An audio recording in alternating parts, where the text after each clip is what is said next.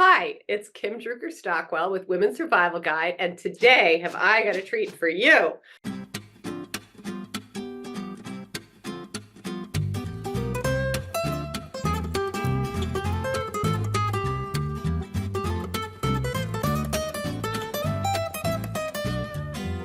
This is Dr. Heather Bartos, and she's coming to us live from Texas, but she's kind of global, I think.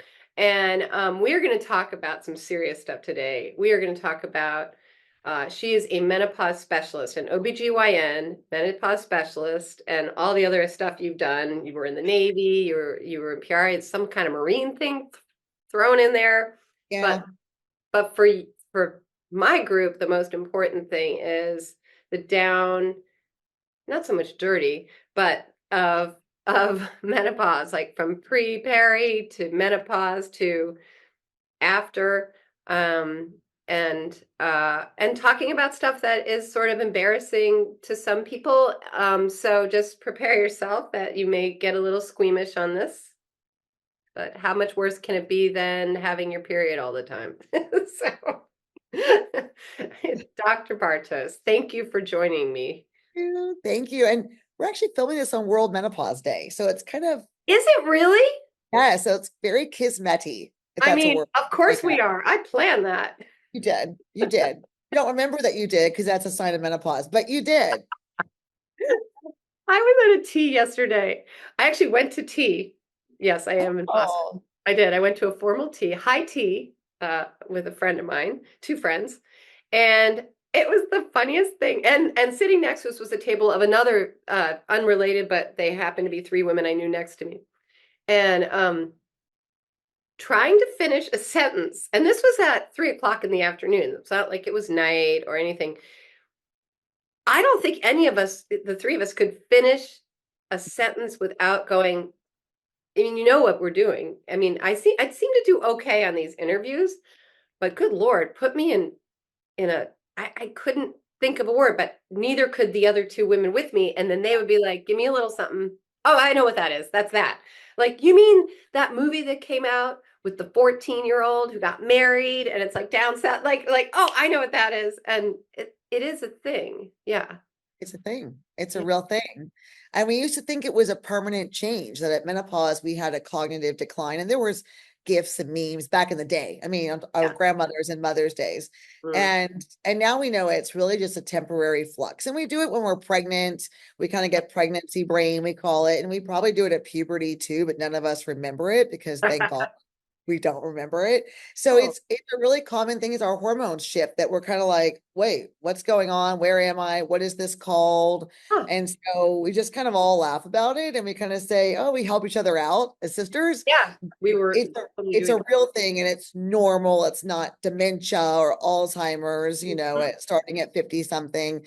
It's just the brain's shifting because the hormones are shifting. Wait, this is like a news flash. So wait, it's temporary? Yeah, so as the hormones are going down, so estrogen being the big one, and there's Hmm. estrogen receptors throughout your entire body, like everywhere, your brain, your bones, like everything. And so as those estrogen receptors are going down, they're like, what's going on? Why do we not have our hormones? Hmm. And so we can start forgetting a little something here and there. Usually it's a word thing where you're like, this this thing and you know what it is. You're like innerly, I know it's a cup, but it doesn't come out.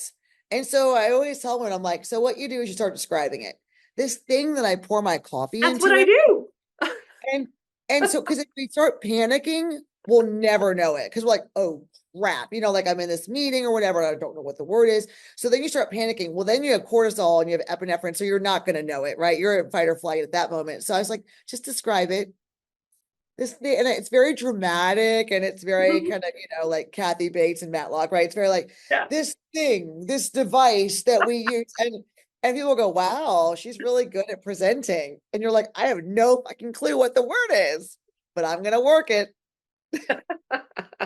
That is so, but wait, in case we missed it, that was like a serious tip. That was like a helpful tip. And it is kind of what we were doing yesterday when We couldn't Yeah. think of something, and it would be something like a cup, like it would be Some, like a pin or an earring yeah, or whatever it was we were talking about, and that was it. yeah, It's like the thing you put in your ear, like, oh yeah, yeah.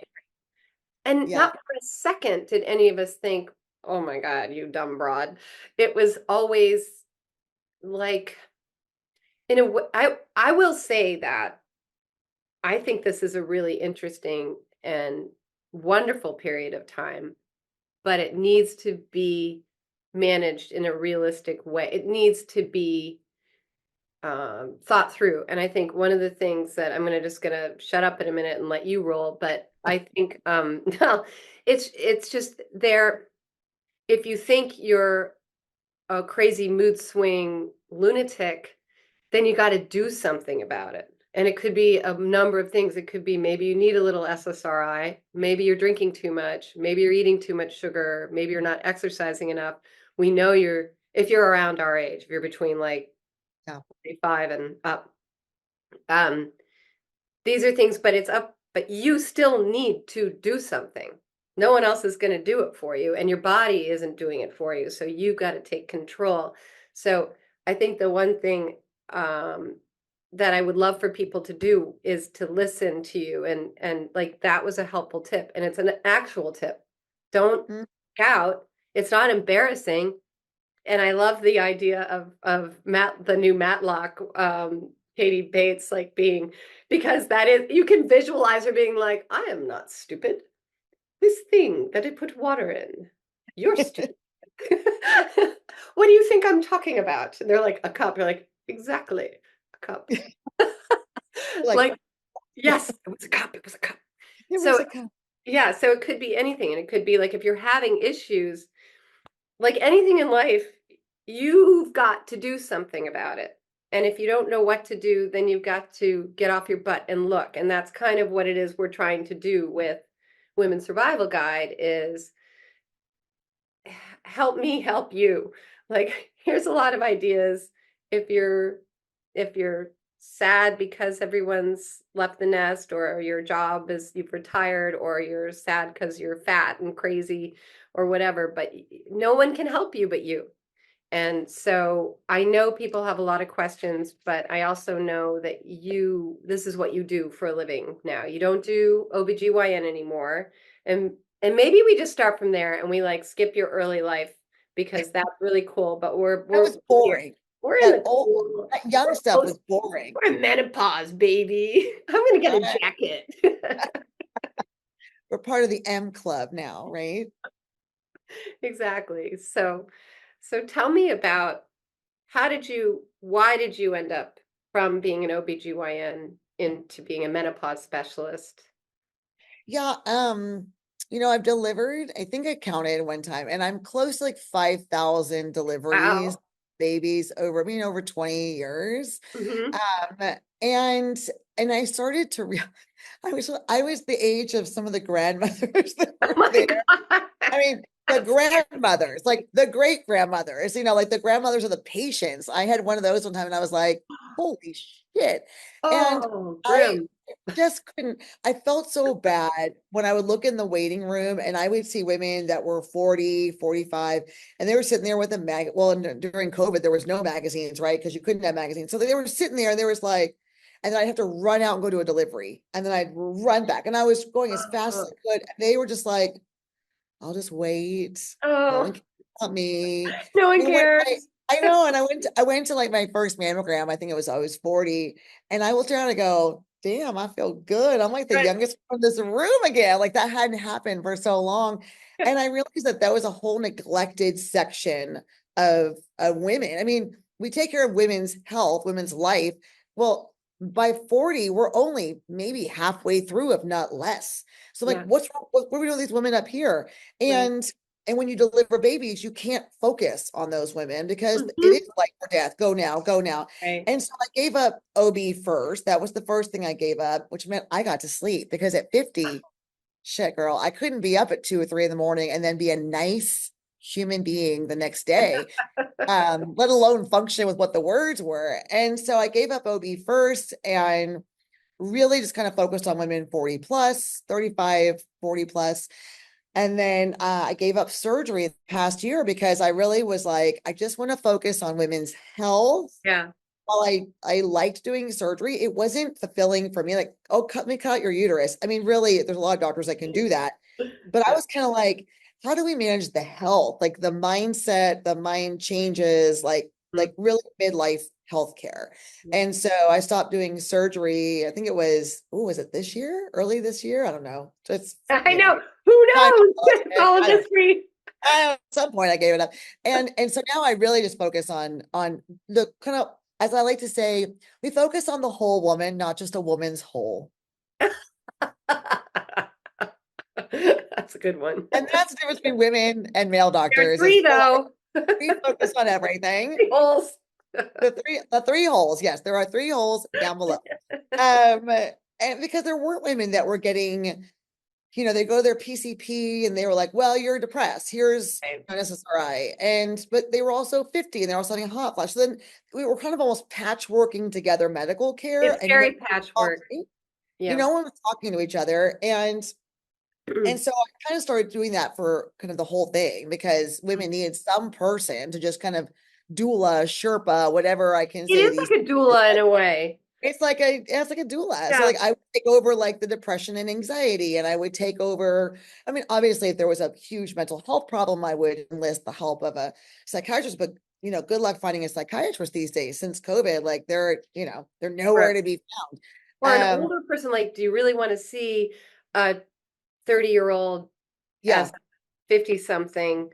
yep. I don't know if that's really like apples to apples, you know?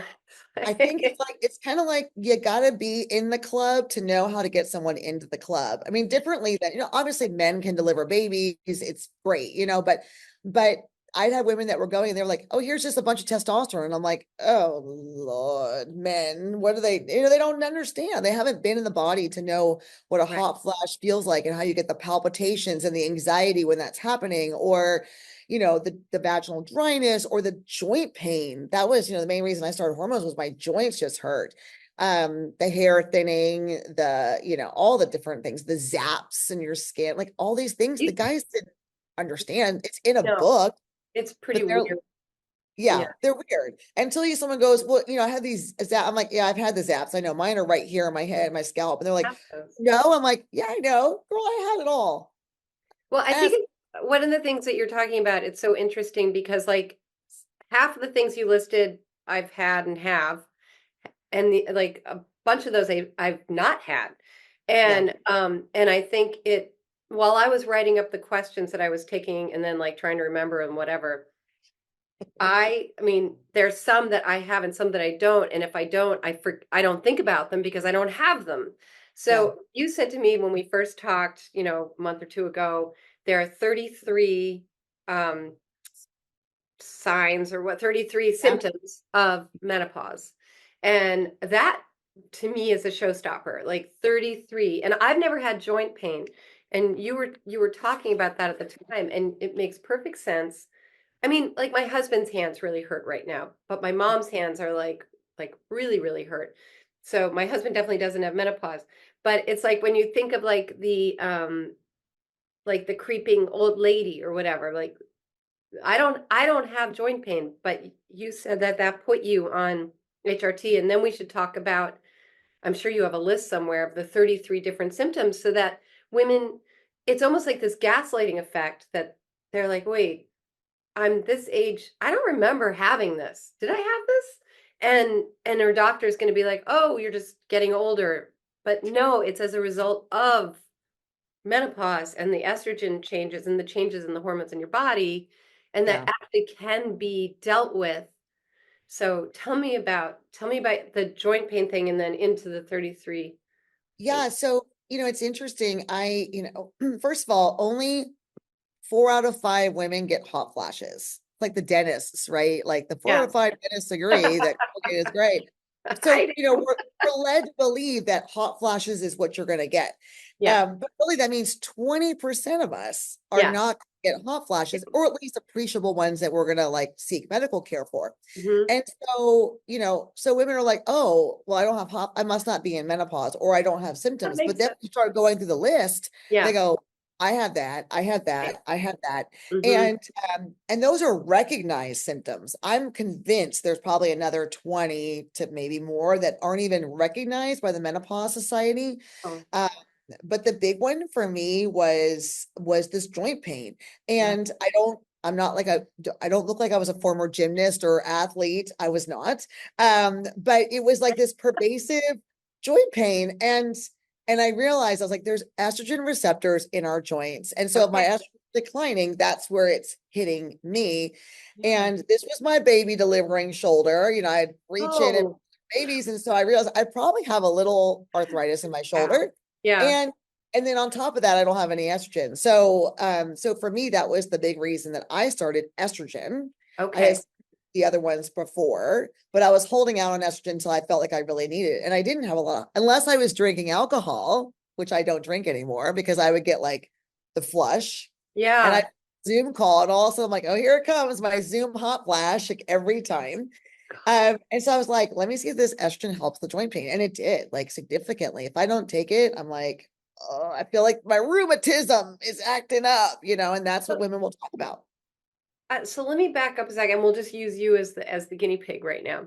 Um, so you before the estrogen, you said you were on some other things before, and why Yes. and how did you get into that?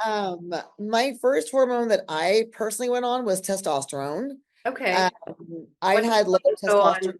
Why would one go on that? So I say that testosterone is what makes Channing Tatum Channing Tatum. Like it is muscle, it's Oh. energy, it's magic Mike, it's vitality, right? And there's a sex drive component to it too. Mm-hmm. And when I tested myself, my testosterone was always really low. And I was like, hey, I need to build muscle because my muscle, you lose muscle rapidly at Oh. age 40. And so I was like, I was working out. I wasn't like seeing anything. It was all flabby still. So I started testosterone, low dose testosterone first. And then once I stopped delivering babies, I realized I couldn't sleep at night. I would wake up every morning at 2 a.m., the witching hour. And Yes. so I started progesterone then next. So progesterone is great for sleeping and for calmness and anxiety and everything. Wow. And so I started that next. And then I was holding out on the estrogen as long as I could. And then I was like, let me see if this But fixes. why? Why were you holding out on the Um, estrogen? because then I was like, then I was actually menopausal, and I was like trying, I was like holding on to the door. No, I'm not menopausal yet. No, Yeah. and then finally I was like, oh fuck it, let's just treat this, and my estrogen levels looked good on lab, so I was really then treating symptoms, not lab levels, which is what Okay. I that we do at late perimenopause. Mm-hmm. We treat the symptoms. We don't just treat numbers, but my numbers, I was like, oh, I don't want to give myself too much estrogen because then you get kind of overweight and you get bitchier. And I was like, I don't need that. So that's why I waited until the end. So I kind of added them in a stepwise fashion, but every woman's so different. Like sometimes we Yeah. add we don't add testosterone at all. I've had women, yesterday, I didn't add testosterone on any of them yesterday because their numbers were still good. So Huh. it really comes down to symptoms and labs. How often do you have to, like, of your patients, like you were saying, you didn't give any of them testosterone. How often would you need to look at those numbers and jigger them? The first year, I usually will see people like every 3 months Okay. because we're adjusting and tweaking. Hmm. I always start everyone on the lowest dose that we need, like the lowest, like Yeah. bare bottom. And then I'll usually see how we're feeling at the 3 month mark. Now at that point, now the testosterone may be needed, or they're like, you know what, I feel so much better, but now I realize I have no sex drive. So Oh, now I feel like this. So sometimes when we take off like the big ones, all of a sudden the little ones kind of pop up. And yeah. so usually the first year we'll see you every 3 months. Now testosterone is interesting because the patriarchy believes we don't need it. And so there's no FDA approved testosterone for women at all. Got it. So Menopause Society says, oh, that's okay. Just get the men's gel and try to use a tenth of the package. Now, I've seen What? these. It's like a sugar pack, What? What does that like even mean? this out. Like that's not even feasible. And it's not usually covered and it's just messy. And so usually we compound testosterone for women and we do it in creams or troches or under the tongue tablets, but it's Oh, a controlled substance. So we have to see you every 3 months if we're going to do okay. testosterone. Can it be on Zoom as well?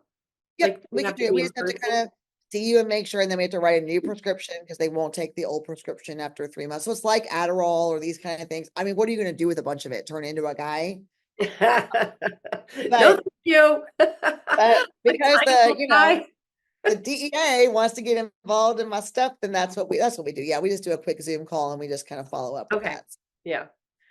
God, that's just fascinating because the other thing you and I talked about, just we're just launching into the HRT stuff, is I remember I was asking my doctor about the combi patch, and and I was asking my readers about it, on and on.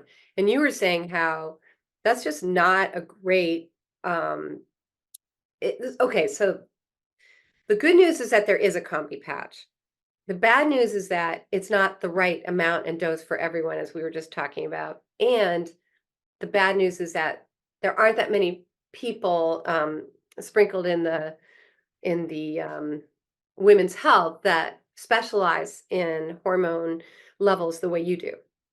So there's only so many, and the average lady on the street isn't going to be able to get access to your specialty, but while we have you, I think I'd love to talk to the idea of combi patch versus good or bad.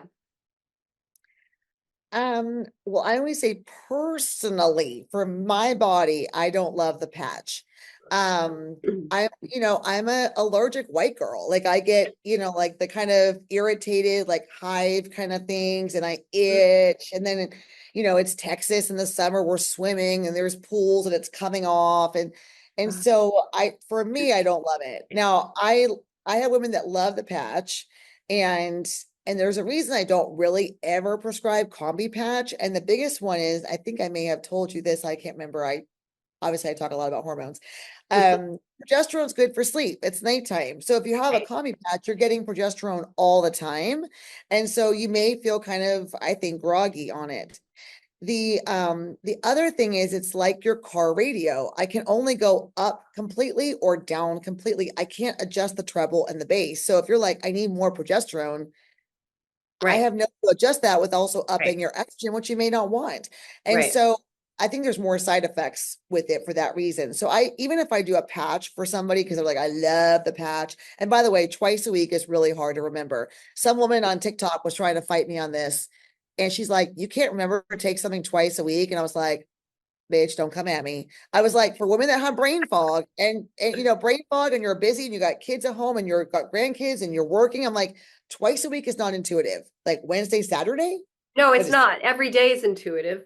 I every mean, day. I can even go with 3 times a week because you got Monday, Wednesday, Friday. Like I get that, but like your weekends are very different than your weekdays. So I do think totally. it's a little bit of an odd dosing regimen.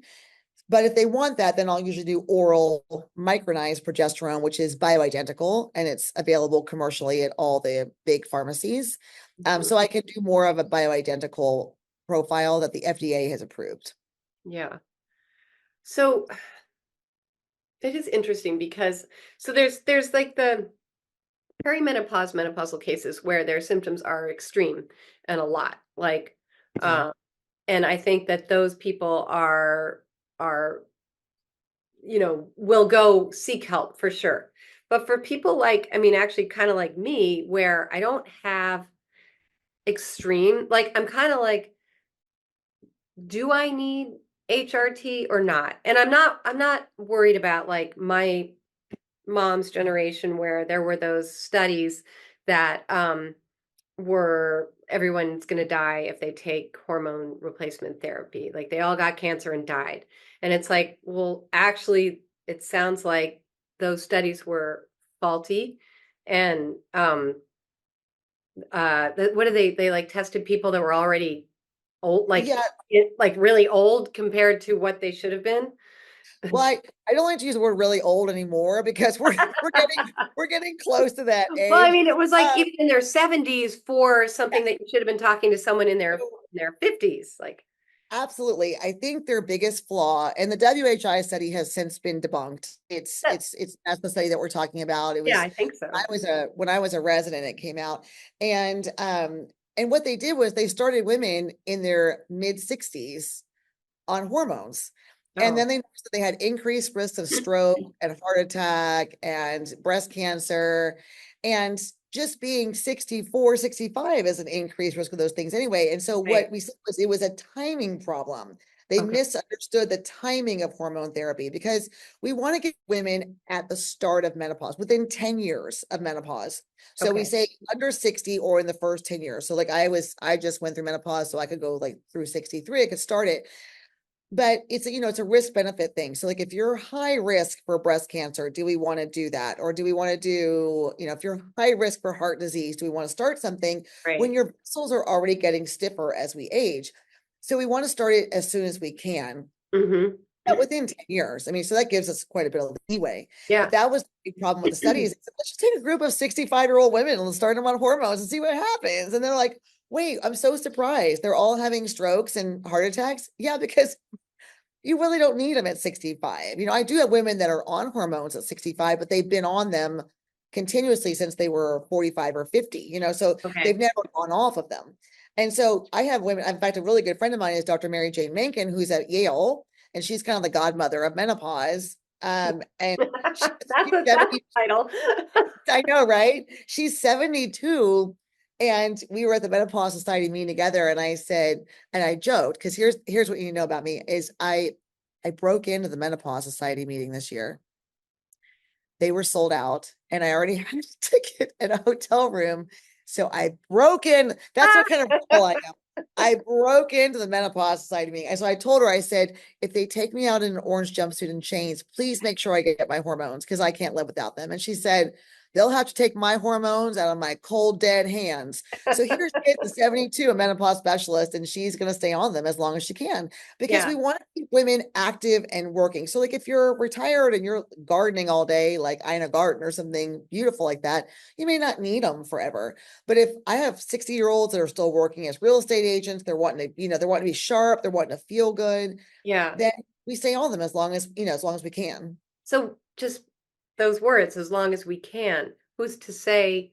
I mean, so when I first looked into this a couple of years ago, they were like, okay, you have to take them within 3 or 5 years of your period stopping, and you can be on them for 5 years.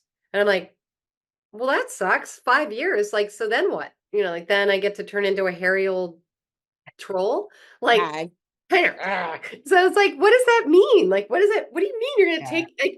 Like, it's like flowers for Algernon. It's like you get a brain for a year, and then we're gonna take it away. And so I Yeah. don't really understand. So, and you just said that, like you just said, like, and then until you, as long as you can. What's that mean? Yeah, so there's really like five major reasons why women, like medical reasons why women need to get off hormones. And the big ones are breast cancer, Hmm. uh, other estrogen or progesterone, positive cancers. When you say Uh, breast cancer, does that meaning if you get breast cancer? if you get breast cancer, and I'm talking about like hormone specific breast cancer, which is the most common cause of breast cancer in North America. Okay. Uh, if you actively have a heart attack, a blood clot to your lungs, or a stroke. So there's really five big reasons why we would say time to come off. And Yeah, even then, I usually have a little time to kind of wean that I would down. I don't think. have to Yeah. usually, cut it off right away.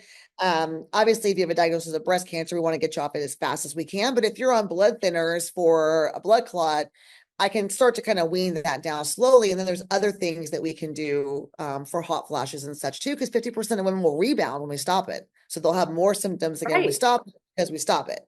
So those are really the only major reasons we get off it, except like, if you have a family history of something that you're worried about, then we talk Right. about that. But otherwise, you can stay on them. Let's say you don't have really, as far as you're concerned, life altering, other than, well, we'll talk about this in a minute.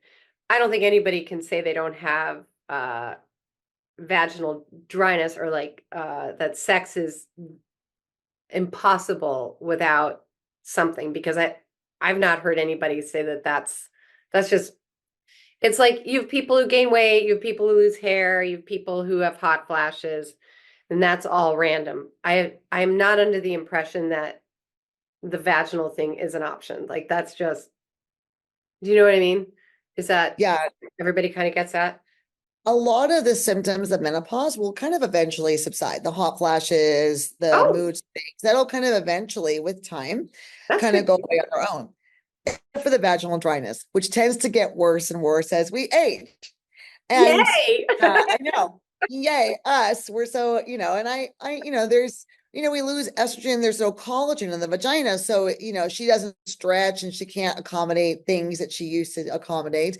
And so it burns, like it hurts when you walk because you're rubbing against each other. And so a lot of times women will continue vaginal estrogen because it's not systemically absorbed. They'll continue that even through, I have women in nursing homes that are still on that because Hmm. one of the worst things is recurrent urinary tract infections. Dry Oh, vagina sucks, but urinary tract infections as we get very elderly can be, I mean, devastating and can oh, kill someone quickly. oh. So I have women that stay on that forever. There's like just keep loading it up there, and I'm like, well, we'll do it. As long as Like you a can still daily get there. suppository type It's thing? Or it's a 3 times a week. There's a cream, there's a suppository that's twice a week. There's just different kind of options. and is that Um, good for, I mean, is that good for people who are looking for, they don't want to be on HRT or they don't feel they need it and or they have, well, actually, I'll just stick to that. But it allows them to have intercourse without pain. Yeah, I think painful intercourse is a big one. I mean, like because it just hurts. It's just not the Yeah. same. And women, what they'll do is we'll say that hurts. Now my libido is low because we're not stupid. We're not going to go back and like, let me do that again. Let me touch this hot stove over and over. We're like, it hurts. I don't want to do it. And so women will say, I have low libido. Well, no, you don't. You have a dry vagina and it's caused trauma, Yeah. emotional trauma from it. So a lot of times if we can fix the vaginal dryness, women are very happy to have a great sex life. Yeah. Um, and even women that aren't sexually active, I still say use it, like use it somehow because it just kind of keeps her active and the muscles good and everything like that too. So there's a lot of reasons to use vaginal estrogen. There's also a vaginal DHEA cream on the market that's called Interosa, which sounds like the Ponderosa Steakhouse to me, but that's just me dating myself. But it's also like if women don't want to take estrogen, they can take this DHEA prescribed as well. A. What's that? Is it like a suppository or is it like a, Yeah, it's a suppository and it's DHEA is made by the adrenals and it's kind of a precursor hormone to a lot of our hormones. So it makes pregnenolone and then pregnenolone goes down, and makes testosterone and it makes estrogen. And so it kind of is this whole thing and it all takes cholesterol to do that. And so it's interesting because DHEA doesn't work if you take it orally. It really doesn't change anything for your hormones internally, but for some reason it works in the vagina. So how'd they they, figure that out? yeah, Really? How'd they figure woman, that out? some woman probably said, we gotta fix this shit. Like this is not okay. Yeah. And so I don't use it for everyone because I think that vaginal estrogen is a little bit easier to use. It's 3 times a week, twice a week, Hmm. but the interval says every day. So I think women are tired of shoving stuff up their vaginas every day, but it works great. I mean, I used to say if I went to a desert island, one of the 5 drugs I would take would be vaginal estrogen because it works that well. Like it rejuvenates. It looks like a 20-year-old vagina again. Now, why can't I put that on my face and my boobs and everything else? I don't know, but Great. it does really, really work locally. I can see women that have been completely dry. It's smooth. It's not stretchy. It's pale, and like 6 weeks later, it looks like a happy, happy playground again. So it See, and does that's the work. thing, like you're listening to an OBGYN, so she actually knows what a healthy vajayjay looks like.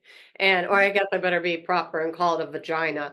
Because aren't But we supposed to use the proper terms? Remember? I don't. I don't use proper terms for anything. I like I like nicknames. I call it a cuckoo cachoo or a hoo hoo, whatever we want to call it. I'll just go with whatever she says. Spicy Um, taco. right. Spice. Oh yeah. Taco Tuesday is a big thing here in Texas. So I say that means something different in my office. Um, but the vagina should look kind of like the inside of your mouth right Oh, here. that's a good point. It's, Hmm. yeah, it's pink, it's moist. I can stretch it.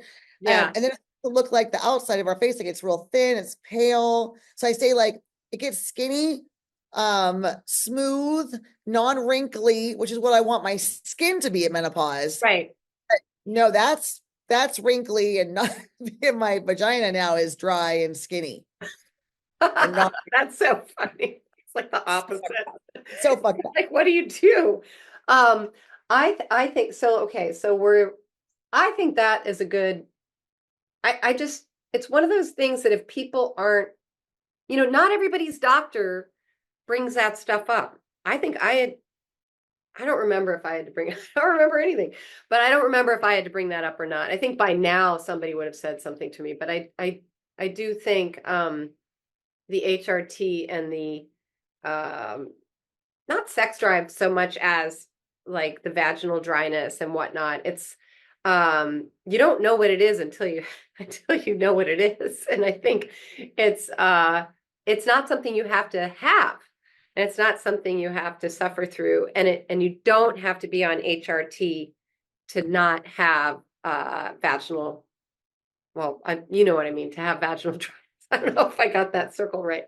Um, but so what I think is also a marvel is that you said that I'm just looking at my notes, is that hot flashes and brain fog and what's the other one? And sleep. I don't know if sleep is a thing that ends up coming back, but um the hot flashes and brain fog are sort of like when we were pregnant, if you were pregnant, I do remember the brain getting a little foggy. Uh-huh. And then they're like, don't worry, it'll come back. And it did. And I do hear friends that are actually worried about their brains. Like they're really worried that this is a permanent fixture. What do you tell people with that?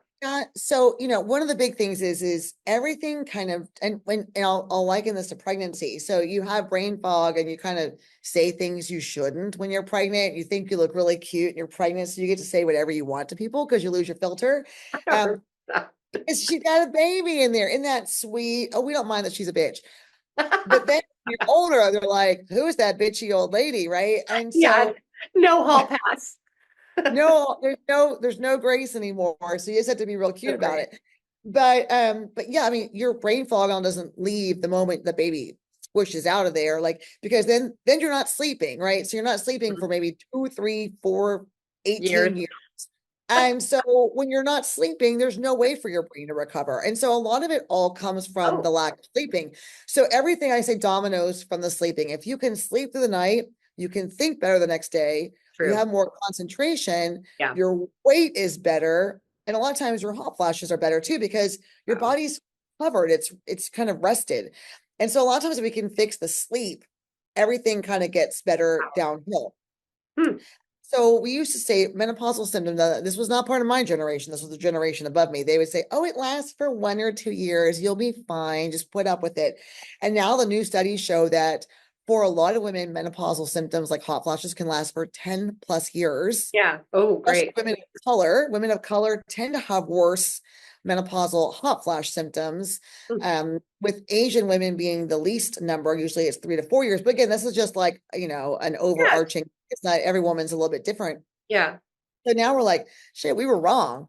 We're like, they lied to you 1 or 2 years. No, girl, 10. Let's try 10 years. Yeah. And so I'm like, why suffer for 10 years if we don't have to? 10 years, that just so I understand, 10 years from perimenopause or 10 years Your from, final menstrual period. So we call it the FMP, the final menstrual period. So they okay. can last that long and longer for some women. Um, white women are kind of right in the middle of that, and Hispanic women are kind of lumped in with white women. So it's kind of like this kind of arc like this. Mhm. And so I always say, women of color kind of get the raw end of the deal again because they're like, great, and they generally a lot of African American women don't have as much access to care, or they may Yeah. have other medical conditions. So it really is it's a damper on their menopausal journey. White women tend to have more things like the brain fog and the joint pain and that kind of thing, but just as many of us can have the hot flashes. So it just kind of depends on the group. Let's talk about sleep for a second and then about alcohol and sugar. I have found that if I eat sugar, I will get a hot flash, which is so annoying. um, alcohol kind of goes without saying. I mean, and it obviously both are like massive sleep screwer uppers. But it's just funny, like if I now have dessert of any kind at a dinner, even if it's not chocolate, there's no sleep that night. Like not, yeah, or I'll fall asleep and then I'll wake up and I'll be up for hours. And tell me what you think about all that. A lot of women, so I mean, I'll say alcohol first is, also has a lot of sugar in it, but also, Yeah. alcohol, and of course, a lot of us got through our 40s by drinking alcohol and wine and hanging out with our girlfriends. And like, So this true. Cabernet is It's so fun. delightful, and Yeah. Napa wine tours. Napa wine tours aren't marketed to women in menopause because everyone's like, yeah, I'm over that, right? Like that's kind of had its ship.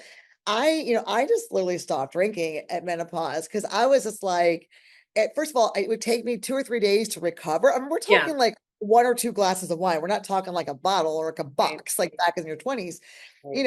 I was like, it would take me days. It was not good for my weight. It Right. was, I just felt like crap the next, and I couldn't sleep and I would get hot flashes. So I just finally said, I'm done with this. Like, it's also saving me money by not being on it. So, But do you find so that it was were certain types of alcohol worse for you, or did you find what about sugar in relation to that? Like, you can't yeah. have a bag So of gummy worms. Like, the sugar, so and hard liquor is still, I mean, hard liquor generally has less sugar content than wine and beer, less carby stuff. So, but I found even with hard liquor, I mean, the problem is we don't just drink straight vodka. I mean, right. most of us don't. We mix it with, a screwdriver or a margarita. Like, of course, in Texas, margaritas, and I would go for margarita, and my heart would be like racing, and I was like, it was just too much sugar. Yeah. And so it doesn't really always affect my sleep, but it definitely, I mean, it raises cortisol levels, and cortisol Yeah. levels cause fight or flight. And then you're like, and then, you're just, your body, once again, is very delicate right now in terms of its homeostasis and how even Mhm. it's keeping itself. So if you throw it off the right things for you, then yeah, it'll just kind of mess everything up, and it'll mess it up for a while. It won't just do it like, back in the old days where it was like, 12 hours and you're like, I'm back. It's like Yeah. 2 or 3 days, for Yeah, I did like notice the that. next, Not that uh, I have that issue, but yes, yeah, yes, I I go know. in and out of I'm like, I'll go for a month or two for nothing, and then I'll be like, well, I kind of miss the taste of that, and Yeah. then I realize why it was that I stopped drinking in the first place. But it's just, Yes. And I think it's fine to have drinks. I don't think it's a bad.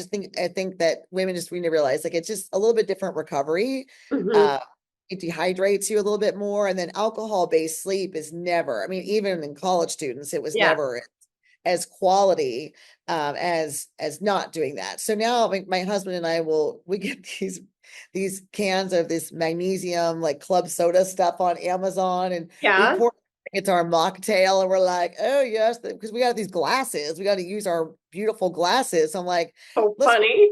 so we're like old people with our magnesium like drinks, like, because magnesium does help with sleep. What is the And so magnesium drink?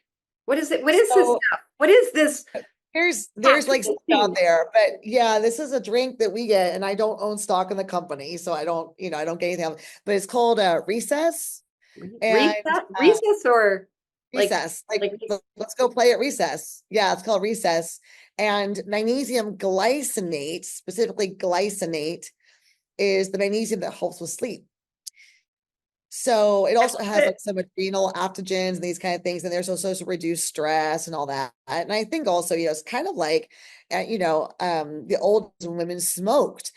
People huh, smoked, and they smoked not because, I mean, not always because of the nicotine, but because also it was a social thing. And you went out right. and you inhale and then you exhale. It's like yoga. You do yogic breathing when you smoke a cigarette. And I swear that's part of the reason that women like to smoke is they would go out and they would inhale slowly and they would look around and they were like, so I think the same thing with like these drinks. Yeah, It just the act of holding a drink in this right. beautiful cup, and I knew what the word was.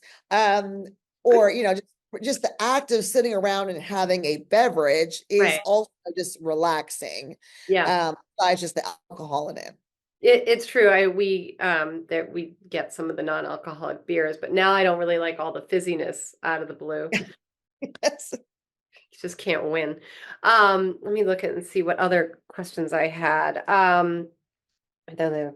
Oh, I know what we should talk about. Oh, kind of a double whammy here. You were probably the one telling me about estrogen and its effects on the heart, and that for women, women are so worried about breast cancer, but the reality is they should be a lot more worried about heart disease, um, because without estrogen, the heart is losing its protector, I guess, something like that. Yeah. And then, Yeah. and then also how that relates to weight gain, and is that also part of the heart issue? Um, but it's with the it's all sort of HRT related a bit, but who knew that heart disease was actually a bigger issue for women than breast cancer in some ways? Yeah, it's interesting. I have a good friend who's a female cardiologist, and she always said, she's women are so afraid of breast cancer when, and it's scary. She said, but 2/3, the top three causes of death in this country, heart disease kills more than the other top four. Like that kills more than cancer. It kills more than, I mean, than like everything. Like we're God. all 2/3 of us are going to die of heart disease, either a heart attack or a stroke, something in that cardio metabolic family.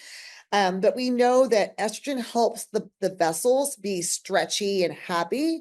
And so as we Mhm. start to lose that, the vessels can become more stiff, which is similar to what men have.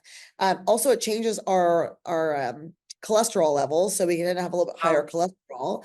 And then we notice that women start to rapidly develop hypertension or high blood pressure as we get older. And so hypertension is a risk factor for heart disease as well. And so even the most common cause of death in breast cancer patients is heart disease. It's still not dying of breast cancer, it's dying of heart disease.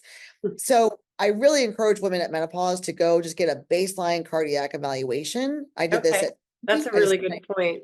Gifted myself at 50, and I remember telling her, I go, oh my God, what if I have a problem? And she goes, then we'll fix it. And I go, I like you. She was so calm. And so I went and I did a calcium score, like a CT, and I just got my baseline calcium results. And it was a little scary, like, because you're like, oh my God, what if I have heart disease? You don't think about it when you're 30 or 40 or even 45, but I was like, I gotta make sure my heart's good. And Yeah. so I always encourage women to kind of gift that to themselves, go get checked out and make sure you're okay. Um, and then, make sure you're doing all the things for your heart. The heart's a muscle, so it's very much like your biceps. You can make it stronger, you can make it better, like the bionic woman, you can be stronger. Yeah. And so I say, that's why we say to work out. Now, working out at midlife does not change your weight like it did back in your Right. 20s, Right. but it does help your heart and your mental health. And so that's why we say, walking and cardio will help those things. But Mhm. with weight, it won't always help the weight, but like a jazzercise class back in the 80s, but it will help with the other things. So the heart's a big one. That is interesting. And what I'm actually going to ask if you to do is for women who haven't kind of clued into all this stuff. And I'm actually going to check and see what baselines I've gotten. Um, what you should go to your doctor with, like a list of, like, and maybe it's only three things, but like I need a baseline of, what you just said, which was the no, that's not it. The baseline cardiac, the calcium score, like there's like a list of things that, you know, around, I mean, at my age, I probably should have already gotten them done, but and then like ask your parents, ask your mom about where they are. I mean, I know my mom has some heart stuff, so nothing bad. I'm just saying, but it's something to be aware of, and how to treat it, and how to go to your doctor and ask for baselines and stuff like that. Yeah, I mean, I think, cardiac workup, Mhm. certainly a colonoscopy, right? Because colorectal Right. cancer is the number one, getter of women. Um, there's so GI, so gastroenterology. I'll say it's multiple different ways in case people don't know what they're called, but a Right. heart doctor, a gut doctor.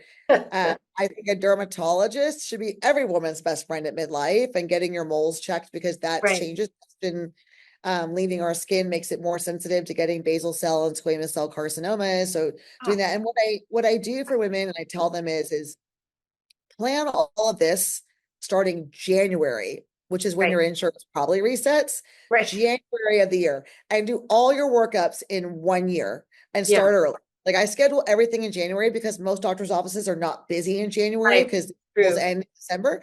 So I say schedule them all, call now, schedule them all, get like Right. January 15th, 20th, get whatever you need to get and start it up so it's all in one deductible year.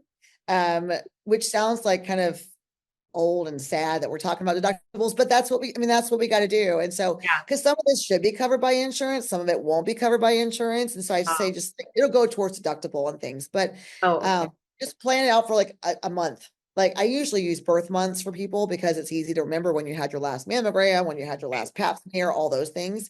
But yeah, I say schedule it all early in the year, get it all through Yeah. deductibles, and then you don't have to always do that every year. You just want to do it every so many years.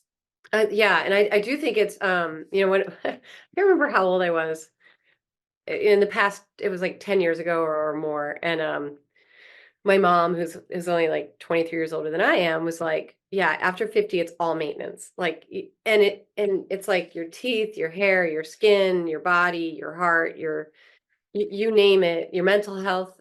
Um, it's just no one's going to do it for you. You have to do it for you. Like, it's not like us with our kids where we're like, wait, have you had your teeth done, looked at, and Yep. cleaned? No, that you're the person that's going to have to do that. And if you don't do it, and um, going from there, though, what about women who are struggling with weight gain? And I mean, I think one of the things about menopause and like looking in the mirror is that for some women, being so utterly different is really mentally hard. And like the weight gain or like we were talking before we went on about, I was like, I'm sort of tired of my face like dropping and dropping and dropping. It's like the only way to fix it is like really a big deal. And you just have to kind of make peace with like the way you look in a young person's eyes walking by you on the street is not the way you looked 20 years ago. Like you just and it's not gonna change. And you kind of need to like, I mean, it's like anything, like you can maintain yourself as best as you can, but you're never gonna be that young person. And mentally, it's probably a good idea to get comfortable with that idea. Like, you know. Yeah, I am. So weight gains, 95% of women gain weight at menopause. Yeah. And I would say they probably just can't find the other 5%. They're probably in the pantry eating like Oreo or something like with the lights off.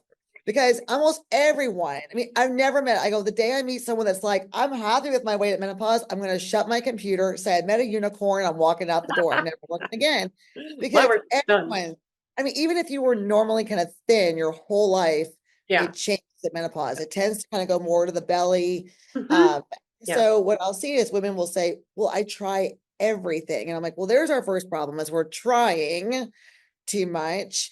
And so there's diets out there, and what I'll see is women will try one thing and then they're like, it's not working, so they'll go to the next thing, the next thing, Right. and it really comes down to consistency. The other thing is we lose muscle very rapidly after 40, so we lose like 3% of our muscle every decade, which doesn't sound like a lot, but muscle is what burns fat faster. And so I tell women, don't worry about weight and cardio. It's not going to move the needle, but worry about weight and like heavy weight. So like not CrossFit, I'm talking like weights, like Hmm. really work those muscles because the more Wow. muscle you, the more fat you burn. And so we also, talk about dietary changes, but I'll see women that will eat like practically nothing. So you want to make sure you're getting enough food every Yeah. day. And then, try to avoid like the weekend binges, which is what we could do again at 30, Oh maybe yeah. even 40. But we don't want to do that anymore. But I advise women, especially in Gen Xers in our group, to try and stay away from bad diets because, like a friend of mine operates a diet. She's actually well-known menopause expert. And I joke behind her back and now here that I'm like, oh yeah, she recommends the breatharian diet. Like all you can eat is air. And it has to be like alkaline air from like the full moon. It's all these Oh my things. God. I'm like, so now we're all just fucking unhappy because we're now not getting any We're food. And we're like, angry. That's this why is, we're so angry. We're yeah, not fed. you're watching your husband shove down cheese enchiladas and a margarita, and you're like, I'm going to have one bean. And you're like cutting it, and this it's bullshit. As Gen Xers, we've been told what, when, where, why, how to eat since we were born. Yeah. And I was on my first diet probably at 11 or 12. Did I need to be? No, but I watched my mom do Oh, it. I watched someone else do it, and it was the tab and popcorn diet. Why the hell do what? I need it at 12? Yeah, you drank tab and Oh my you God. ate popcorn. You're Two things. lucky to be alive. Well, I quickly got off of that and went to the next one. Like it was a friend of mine, we actually counted up, we did like 140 diets from the two of us Oh my a God. year. And some of them were the same and some of them were really odd. But Yeah. I say, stop dieting. Like just Yeah. stop dieting. It usually doesn't change much. Whether you eat kind of what you want, you may be 5 pounds heavier, but you're going to be a lot happier. A lot Um, happier. No, or I'm you not a starve big diet. yourself. I'm not a Yeah. diet person. So, Mediterranean diet, we say is the great diet. It's good for your heart. It's good for your Yeah. bones, good for everything. Or the DASH diet is another big one. DASH, it's oh my God, here's my menopausal brain. Dietary something to stop hypertension. It was a hypertension Oh, diet at Harvard. And it's actually very reasonable, very easy to do. You can eat out on it. Like those kind of things are good. But yeah, the weight gain is a thing. The other thing I tell women is when we look at ourselves in the mirror and we don't see that young, youthful thing anymore mhm. is I always say we need to recalibrate who we're Yeah. looking at as our idols. Yeah. It's not a Kardashian. I Mhm. mean, it never was for me, but it's not these, Gigi Hadid, great. Someday Gigi Hadid's gonna be old. I look at the women really, really far above me. So Maggie Smith just died a few weeks ago. That was a big one for me. I just thought she was amazing. Betty White was another Oh, one. anyway, it was in my I mean, favorite. she looked beautiful, but she was also 95 years old. But part of her beauty was this kind of sassy, So funny. overrated. She was dirty. She was dirty. 30. Michelle Yeoh just won her first Oscar at 64. Angela Amazing. Bassett, Jane Fonda. I mean, some of these people have had work done, some of them haven't. A But little.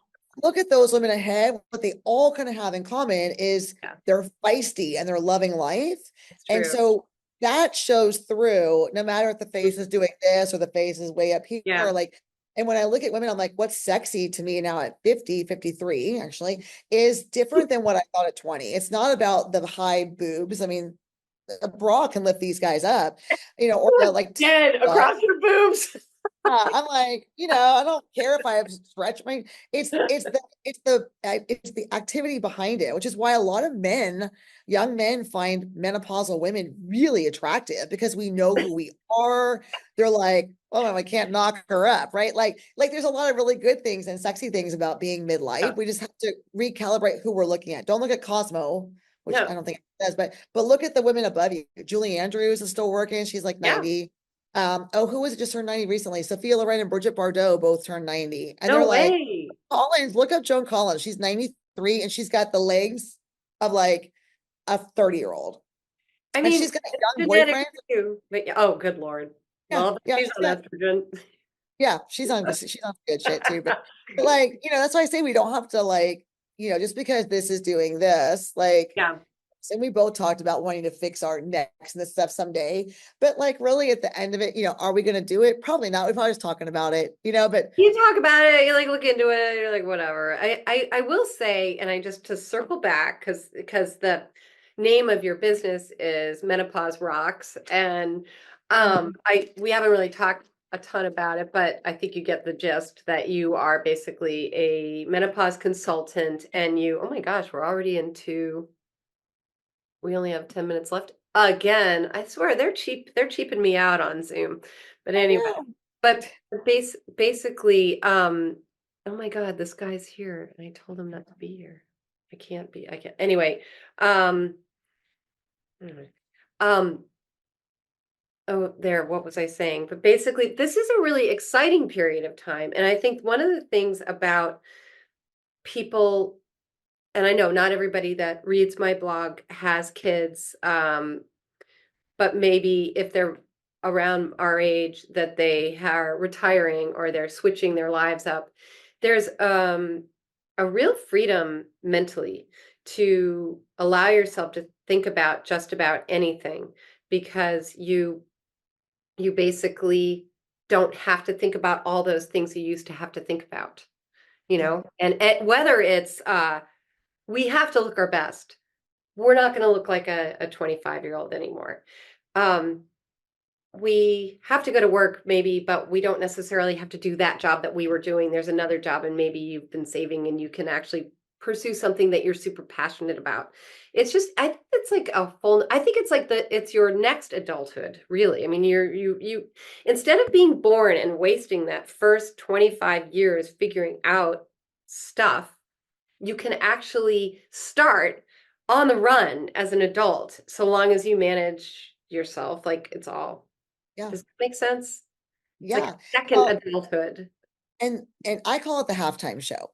Oh, I Uh, like that. because like, the good stuff comes up later. Like everyone stops to watch the halftime show, no matter who's performing every year at the Super Bowl. We all stop to watch who's going to be performing. Yeah. Uh, and I do think menopause rocks. And I know some people like someone one time she goes, "You misspelled sucks." And I said, "Okay, well, you obviously don't get it." Like Stevie Nicks was just on SNL a couple weeks ago, and she's in her Yeah. late 70s. Pat Benatar still performs. Ann Wilson just got diagnosed with cancer, but she's still performing. I mean, it's that rock and roll vibe of this isn't over yet. And I love the Gen X thing. I think it's just I'm a Gen X junkie.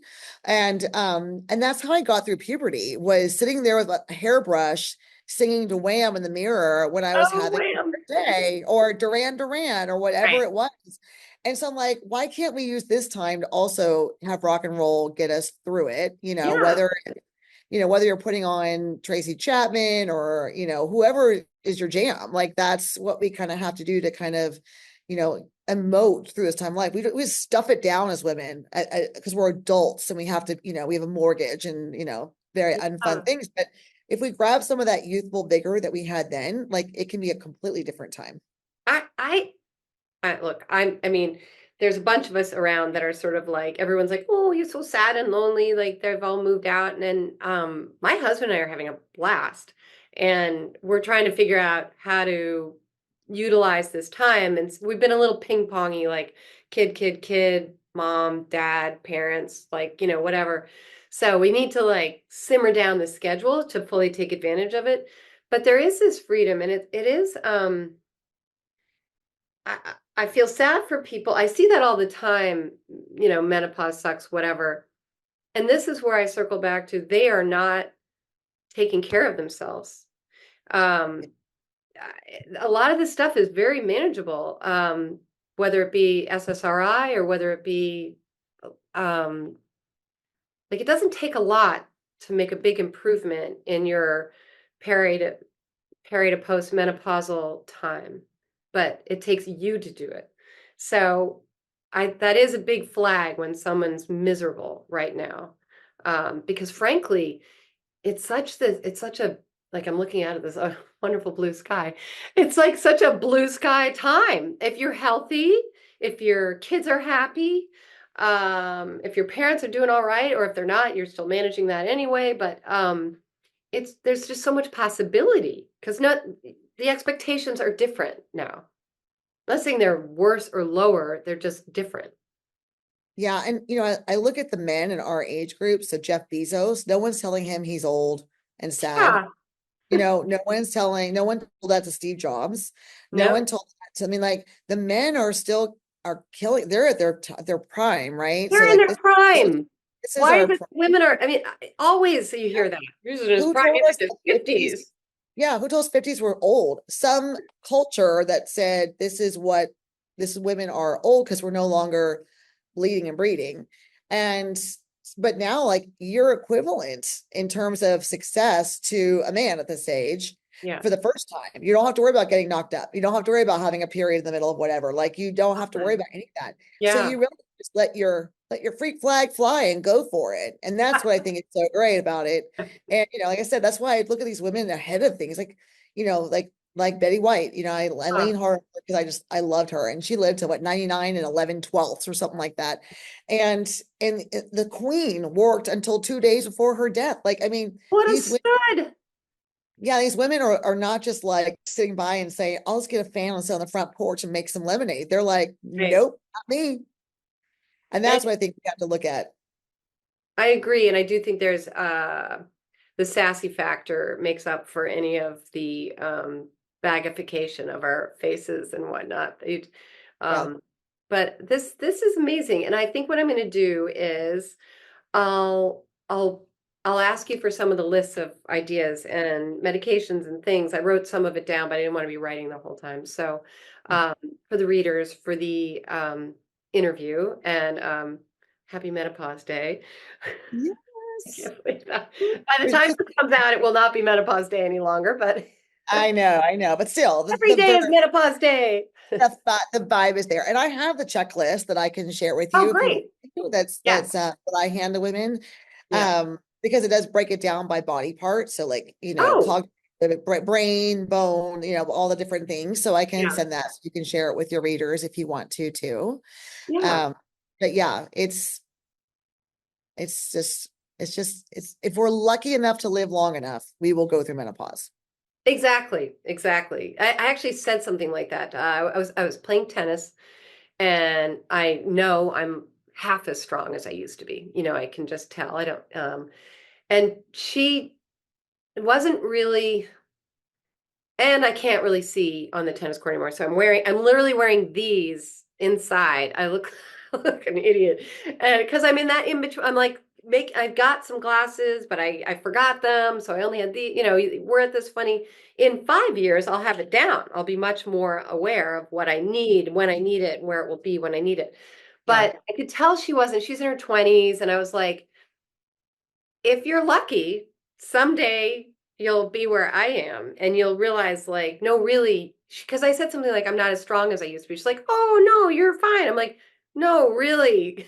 I wanted to like strangle her after a little while. I'm like, no, actually, I'm not as strong. And I was like, and neither will you be if you're lucky enough to get to this point. It's Yeah. just You're like, the way it I'm goes. not fishing for compliments I here. I'm know. telling you, You sister, look this is great. I'm coming like, true. that's thanks. But that it's really about Yeah. like when you're, this woman was probably 28 or something like that. I'm like, no, I never would have understood it either. And I don't look like I'm not.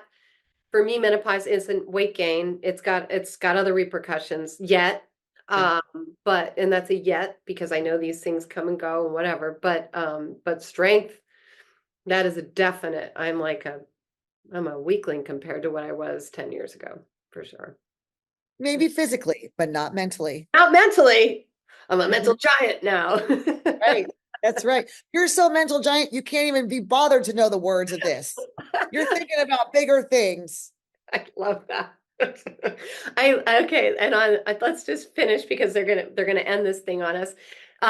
Dr. Heather Bartos, thank you so much, and we will meet again because I need You you to come know, in from and give us the pep talk. It's we can make it okay. we can make we can make it. And Kim knows I'm about to go get my mammogram today. She knows that's my next thing on my to-do list. It's time for the boop, boop, boop wish. So yay, menopause. Isn't it Go great? team! Happy Mammogram Day. Go Thanks. get your Thanks so much. mammogram. Yeah, everyone go get their mammogram. Colonoscopy. I'm doing it. Everyone else has to do it too. That's right. That's right. That's right. Thank you so much and have a great one.